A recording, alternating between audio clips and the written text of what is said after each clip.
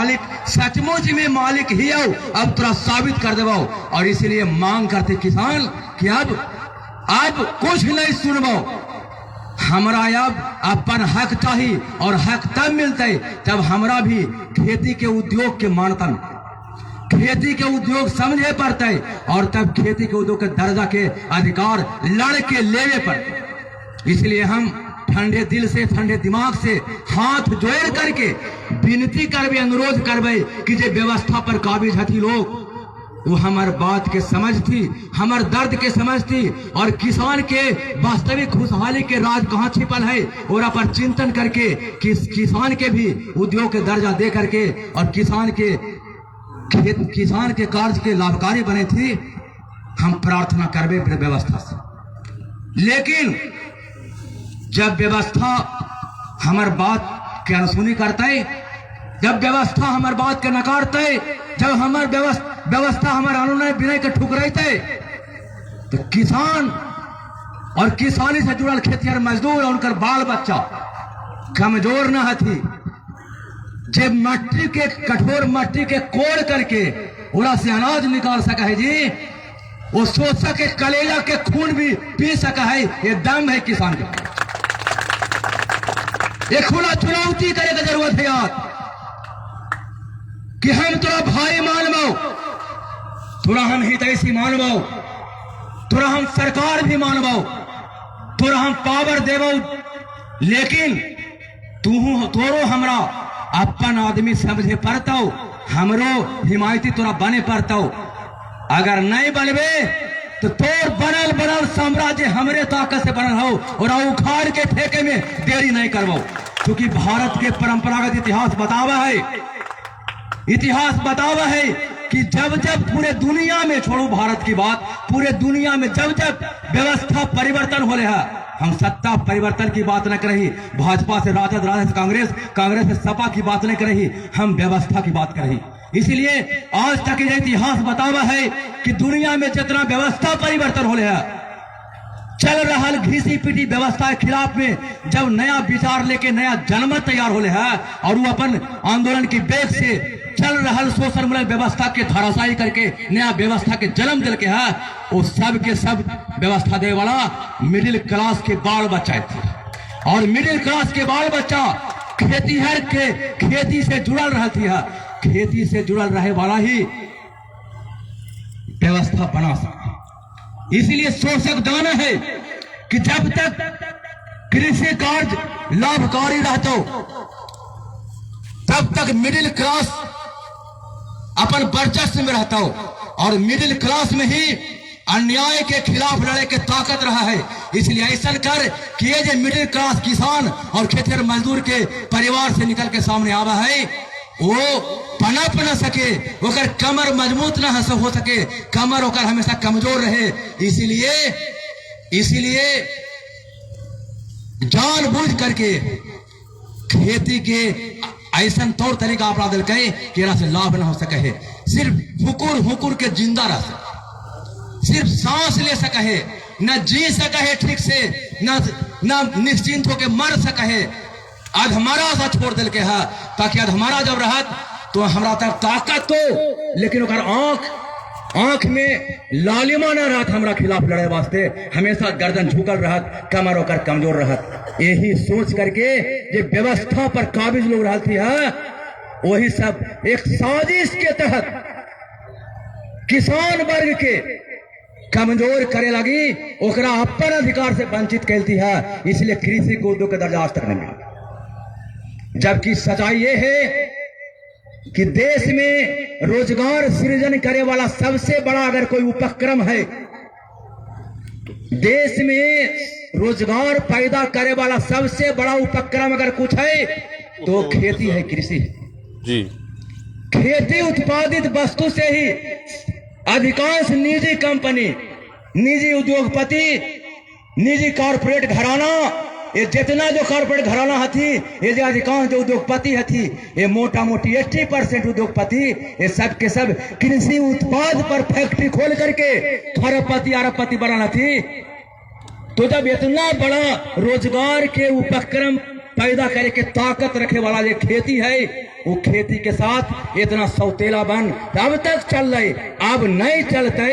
इसीलिए एक खुला मंच के तैयारी कल गए है और कल के दिन जे 2 दिन तक शिविर चल रहा है, उस शिविर के माध्यम से जे एक चर्चा होले है और ये कार्य योजना तैयार होले है। एक कार्य योजना कम से कम मगध के हर जिला में, जे 18 जिला में फैलल है, 18 जिला के धरती पर ये पैगाम पहुंचे और शोषित कृषक समाज के और शोषित कृषक समाज से जुड़ल खेतिहर मजदूर के एकत्रित करके एक विस्फोटक स्थिति पैदा करबे।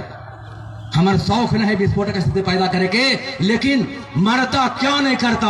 आज किसान से जुड़ा लोग, खेती से जुड़ा लोग के स्थिति मरता क्या नहीं करता वाली स्थिति हो गई है। इसलिए पहला बार समझेबे, दूसरा बार हाथ जोड़बे, तीसरा बार भी समझेबे, चौथा बार में तूफान पैदा करते और तूफान पैदा करके मसल के रख देते, क्योंकि मसल के रखना ये धर्म के कार्य है, मसल के रखना धर्म के काम है, ये देवता का कार्य है। क्योंकि अन्याय के खिलाफ लड़ना हमारे जितना इतिहास पुरुष है, देवी देवता, कृष्ण के हाथ में सुदर्शन चक्र, सदाशिव के हाथ में त्रिशूल, दुर्गा के हाथ में हथियार, काली के हाथ में हथियार। इसीलिए कि पाप के खिलाफ लड़े वास्ते अगर समझौता से नहीं समझता हो तो ओकरा पर हथियार चला के भी हो रहा अंत कर, लेकिन पाप शक्ति के अंत कर, यही अंत करना धर्म कर। इसलिए धर्म के काम हो रहे हैं, धर्म के काम, अन्याय के प्रतिहत करना किसी भी तरीके से ये धर्म के काम है, पुण्य काम है, परमात्मा के खुशी वाला काम। क्योंकि परमात्मा के बनावल दुनिया के, परमात्मा के बराबर सृष्टि के अगर कोई रुला रहे है तो रुलाए वाला के खिलाफ लड़ना परम धर्म हो जाए और परमात्मा के आशीर्वाद ही मिला है। परमात्मा नहीं चाहा थी कि हमारे कोई बाल बच्चा दुखी रहे, अवहेलित रहे, परेशान रहे। और इतना बड़ा बड़े किसान और खेतिहर मजदूर जो लोग थी, वो आज परमात्मा के संतान थी और परमात्मा के संतान शोषित थी कुछ खास चंद मुट्ठी भर लोग के चलते। यह असहनीय है। इसलिए जे लोग ये काम करते उनका परमात्मा की कृपा मिलती, परमात्मा की ताकत मिलती। इसलिए जो कार्यकर्ता हमारा थी वो जारत से कुछ करे वास्ते एक खुलेआम चुनौती देवे के लिए भी मन चाहिए, चिंतन करना भी है और खुलेआम चुनौती सुनाना है व्यवस्था के कि आप कान खोल के सुन ले, अब जाग रही हो, लोग खड़ा नहीं होवे, स्वाभिमान होकर नष्ट रह जाए। और इसीलिए ऐसा कर दे कि सोचबो करो कुछ खड़ा होवेला तो विवेकानंद होकर जीवन में नहीं आवे। अगर विवेकानंद होकर जीवन में आ गलो ना तो एकजुट कर दो।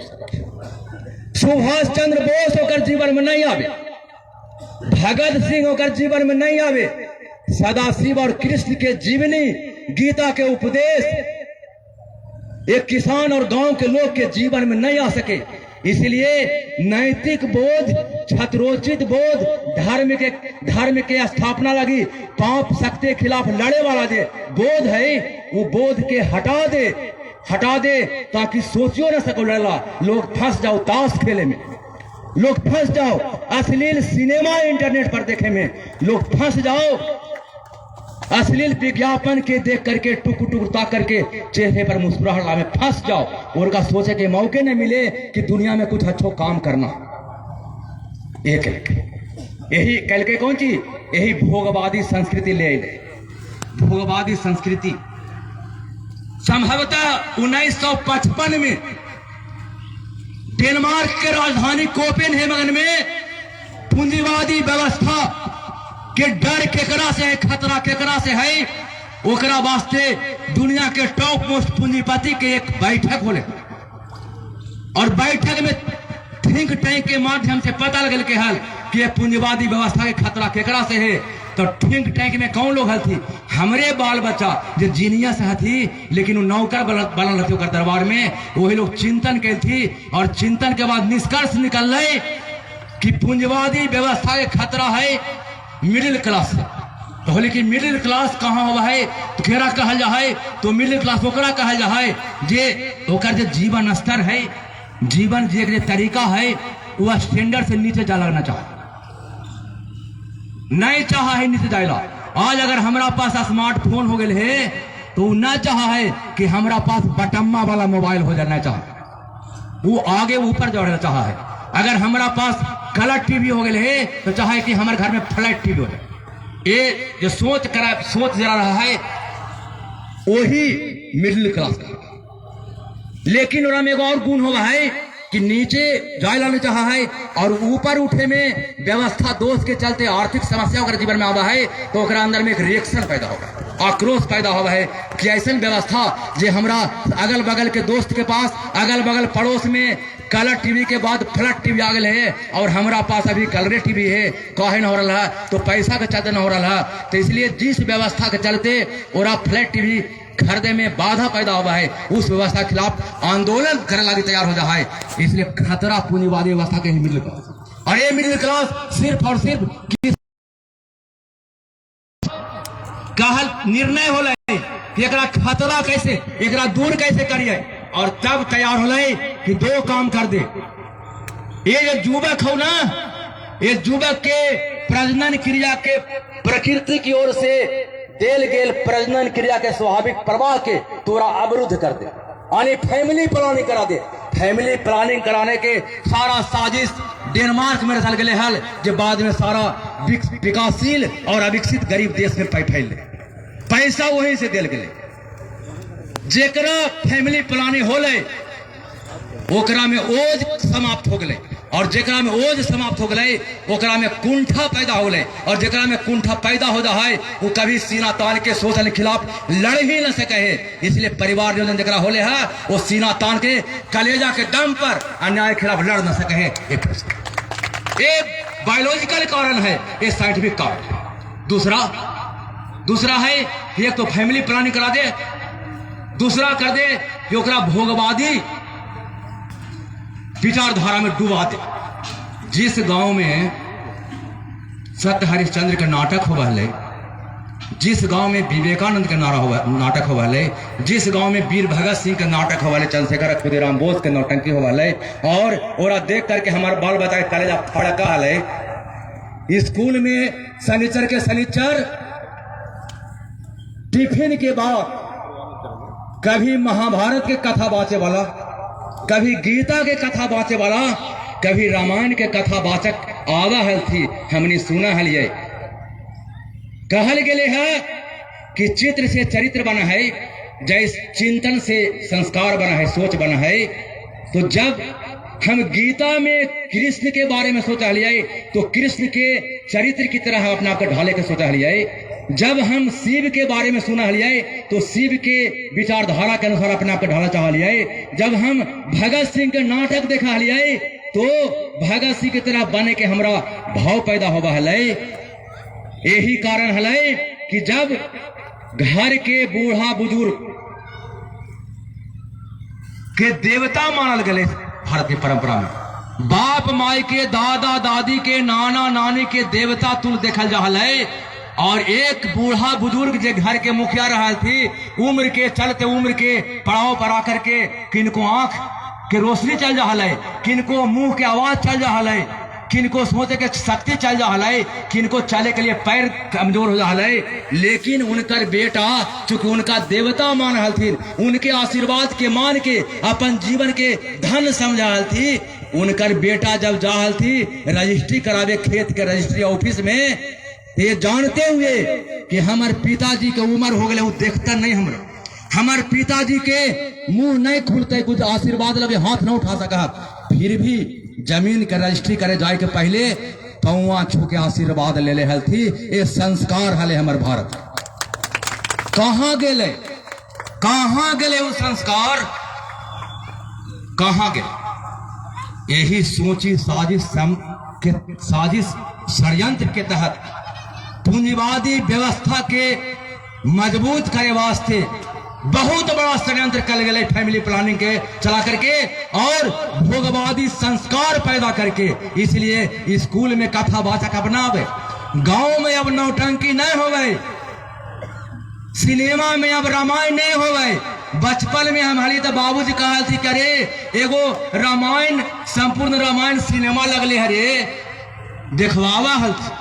आज तो संपूर्ण रामायण और महाभारत तो सिनेमा के पर्दा से गायब हो गए। ये सोची समझी साजिश के तहत बोले है। और जब जगह खाली रहा है ना तो पनिया भर जाए। जब हमार संस्कार संस्कृति के उन्नत संस्कार पैदा करे वाला जो विचारधारा है एकरा जब खत्म कर दिल तो स्वाभाविक जगह खाली है। फटाफट तीव्र वेग से भोगवादी संस्कार आ गए जे सिखल सिर्फ अपने लिए सोच, अपने लिए सोच। जीवते जीवेत सुखम भवेत ऋणम कृतवा घृतम पिबेत। जीवन मिलो है जी मस्ती मार। अगर जरूरत पड़ो पैसा ना हो तो कर्जो ले ले, लेकिन कर्जो लेके घी पी के मस्ती जरूर मार। ये संस्कार पैदा कर गए। जबकि भारत के संस्कार है अपन जीवन बर्बाद हो तो बर्बाद हो, लेकिन हमारे आस पास पर आके दुखी कभी नहीं रहे का मौका मिले, ये संस्कार है। और अपन जीवन के विपन्न करके अपन जीवन के खुशी को न्यौछावर करके भी जो समाज के पड़ोस के लोगों के कल्याण और हित करे के जो भावना है वो समाप्त हो गए। इसलिए आज पूरी तरह से स्वार्थी मानसिकता के दौर, स्वार्थी मानसिकता के दौर चल रहा है। इसलिए करो करे कैसे होते, कैसे होते, कैसे वो जज्बा फिर पैदा होता है, कैसे वो उन्नत संस्कार फिर से होते है। तो संस्कार रहा है छिपल कहाँ। ये जो दुनिया है, ये दुनिया में जो विविधता है, ये विविधता के चलते क्लाइमेट अलग अलग है। एक क्लाइमेट में अंतर के चलते जो शारीरिक बनावट में अंतर है, और शारीरिक बनावट में अंतर के चलते विभिन्न भाषा के जन्म होले है, और विभिन्न रीति रिवाज और रहन सहन और आर्थिक व्यवस्था के तौर तरीका में जो अंतर आ गए है। यही अंतर वाला भूभाग के चिन्हित करे पड़ते। जैसे कि मगध के अपन एक पहचान है, अपन भाषा, अपन संस्कृति, अपन रहन सहन, अपन खाए पिए के तरीका, अपन पहनावा ओढ़ावा और अपन शारीरिक बनावट एक नस्ल अलग, एक अलग पहचान है। मिथिला के अलग पहचान है, भोजपुरी का अलग पहचान है, बंगाल का अलग पहचान है। इस तरह से मोटा मोटी भारत में प्रमुख रूप से 44 तरह के विशिष्ट पहचान है। इस पहचान के आधार पर वहाँ अलग अलग भाषा है, और उसी भाषा में चूंकि शिव रहल थी बसल, सब में शिव बसल रहल थी है। और शिव के चलते भारत के भारत कहल गए है। भारत के मतलब का होगा है, भारत कोनो नक्शा में, राजनीतिक नक्शा में भारत नहीं है, ये सांस्कृतिक नक्शा में भारत, सांस्कृतिक विचारधारा में भारत रसल बसल है।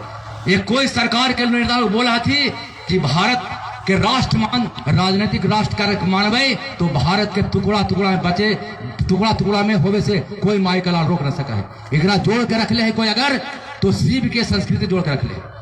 शिव केरला में नहीं बसल थी, शिव महाराष्ट्र के लोग के दिल में भी थी, और शिव बिहार के लोग के दिल में भी थी। यही शिव के संस्कृति सब के जोड़ के रख ले है। इसलिए शिव के संस्कृति का माने आध्यात्मिक संस्कृति। इसलिए कहा गया है कि भारत के मतलब है इस धरती के वो भूभाग, इस धरती के वो भूखंड जिस भूखंड पर सबके जीवन भर भरण पोषण की भरपूर व्यवस्था है वहां के धूल कण में,